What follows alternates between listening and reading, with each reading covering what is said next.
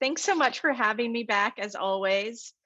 I know I say it every time, but you guys are all just so gracious to and with me. And um, it ends up being a joy every time that we're together, even on Zoom. So thank you for having me. Uh, I'm going to read a little section from chapter 5 of my book. No, the book is not published yet, but 2022 is the year. For those of you who might not know, I'm at the tail end of writing a book about a year that I spent as a monk 7 or 8 years ago. And the book is called Urban Love Monk. This section from chapter 5 is called Motel 6. I walked the grounds of Cooper Monastery after Christmas dinner.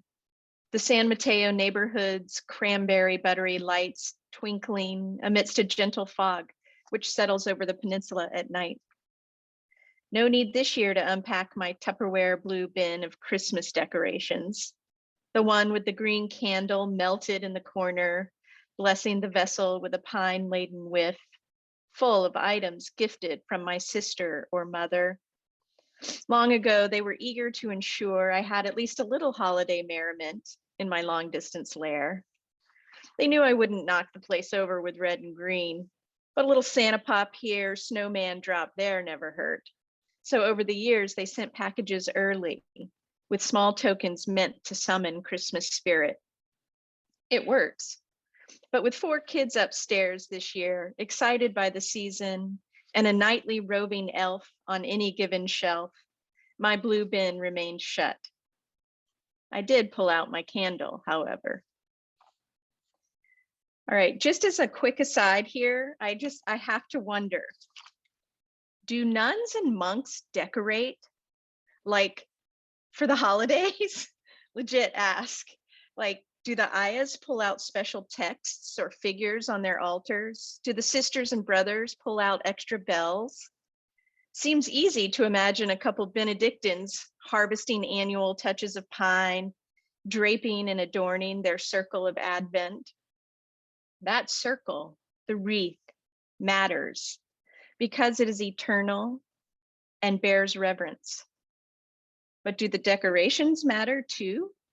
The act of getting out the pine boughs, the iron, the wax, the ritual of laying forth witness to another year, to the coming of new life, of good news, of bright stars. Does that part matter too?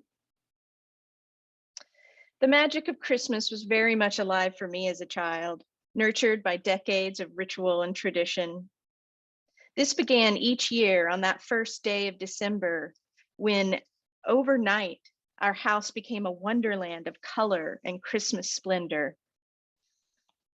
A whole lot of time, energy, and love went into transforming the house, baking the yums and wrapping the gifts. The tree filled half the house with the real smell of fir, while below it grew an impressive pile of wrapped gifts, through which I would, of course, sift and tally. In the kitchen, one long counter was designated for desserts: toffee, fudge, date nut balls, 1,000 kind of cookies. We now call that runway the walk of shame, but not so much back then. Then it was simply delicious and part of what made the season extraordinary. Eventually, once we'd left behind the foaming over the felt Advent calendar and who's going to get the gold star this year, another kind of fullness would emerge in the house. A reverence, there's that word again, reminding our family to celebrate something more than the albatross of consumption. We took turns reading from the book of Luke while arranging the manger scene, bringing to life the story of Mary and Joseph in a barn, who were grateful to crash any place at that point, because let's face it, new life was coming. There, amidst the straw and the animals, the feed trough and the slop pail, was awesome birth, humble labor, precious gifts, bowing kings, and mare poop. Thank God Rodney brought the frankincense.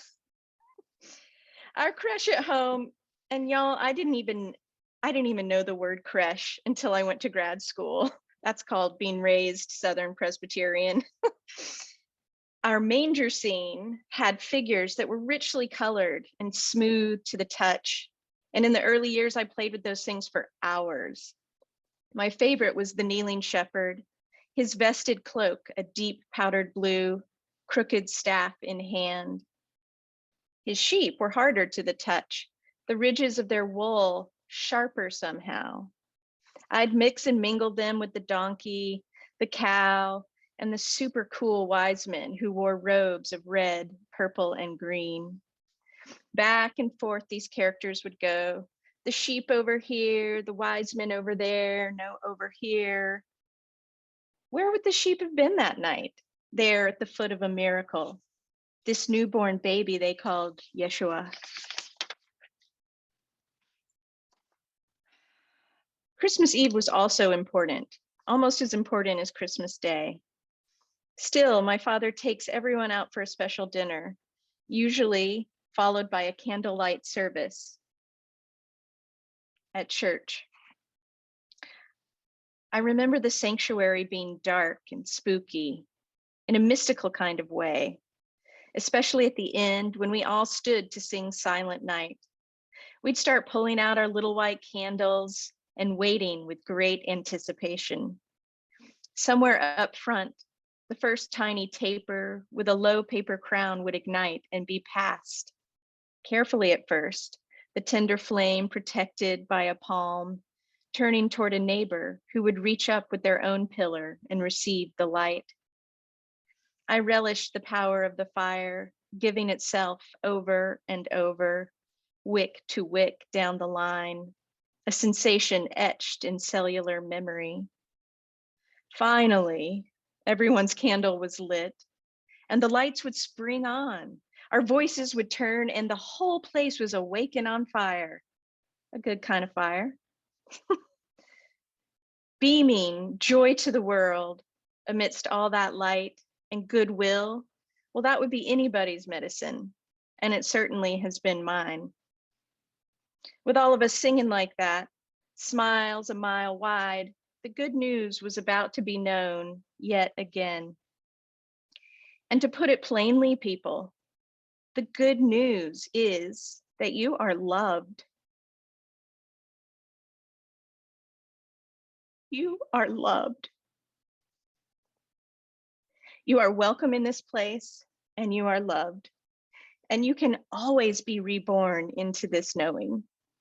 That is the true gift of Christmas, the gift that keeps on giving. Back on the home front, my favorite house decorating ritual was the candle thing. I mean, placing a single electric candle in each front or side facing window, ensuring the bulbs were properly screwed and extension cords sat at the ready. I really loved this chore. It was mine, and I loved it. I remember it as if in slow motion, the quiet space I would enter as I moved from window to window, testing each flame, pausing to stare out into darkness, nestled by our heavy chintz drapes. The reverie and the pain with the plastic candle never lasted too long. I'd have to hop up and carry on to the next window or rummage in the carport for a fresh bulb. But the repetition of the act, window after window, year after year, made its mark. The sense of hospitality, formalized by the cheap plastic cream-colored sticks placed carefully on the sill, has stuck with me long enough that I now experience that act in memory as holy. Sometimes I would imagine myself hundreds of years back, my breath still staining the pane with moisture, my eyes searching for a stranger whose hope was lifted by the spine of our light. Would they see our signal out ahead, born of welcome, shelter, warmth, and bread? It's not shocking now to imagine that younger me, sensing my monastic tendencies even then. I didn't know it was the tenor of an abbey or monastery I felt, places by which tired wayfarers were given respite. How was it my vocation would be foreshadowed in childhood Yuletide daydreams? The word hospitality shares the same linguistic root as the word hospice, both deriving from hospitium, hospitus in the Greek or hospitius in the Latin. This root can be traced back to medieval times, referring to locations of shelter for ill or waning pilgrims in soldiers across Europe. So the definition of hospice is as simple as this: a place of rest for the weary traveler. As early as 2500 BCE, healers in India and Egypt developed institutions for medical education and healthcare. In the 6th century CE, Buddhist monastics established networks of medical centers all across India and beyond. The Greeks and Romans diagnosed and cared for the sick in religious temples. And during the Middle Ages, Christian religious orders established networks of these hospices across Europe, particularly along the routes of the Crusades. These hospices emerged literally within the sanctum of monastic life, the nuns and monks providing food and water and bandages and baths and bunks. They did it for pilgrims in search of spiritual renewal and for others who were sick or dying. Their hospitality embraced care of the body along with the soul as people journeyed either from one place to another or from this life to the next. I do realize that my candle in the window memory is a romantic one.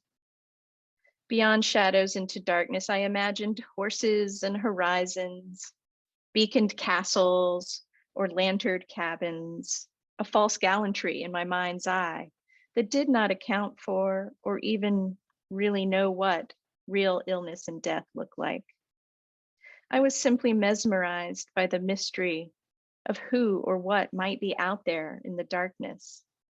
And something inside me buzzed when I imagined giving welcome to it all.